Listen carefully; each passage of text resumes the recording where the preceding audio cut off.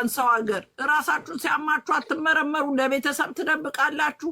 እንደምትታመሙ ለቤተሰብ ተናገሩ፣ ለጓደኞቻችሁ ተናገሩ። ይቺ ልጅ አሁን ትናንትና ሰላም ስታወራ የነበረች ልጅ ናት።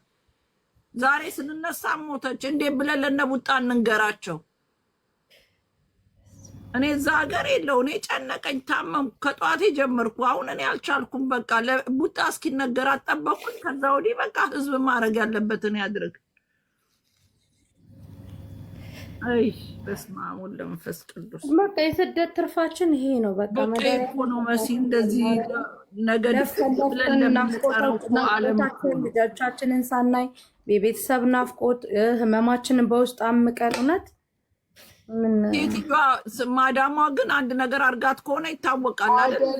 እንደዚህ አይነት ነገር ሮምዬ ከምርመራው በኋላ መረጃው ይወጣል። ግን የለም አንድ ነገር የለም። እኔ አይቻታለሁ ልጅቷን።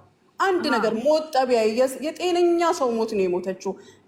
ይሄ የበለዘ የጠቆረ አንድ ነገር የለም ሮሚ፣ ወላሂ ነው የምልሽ።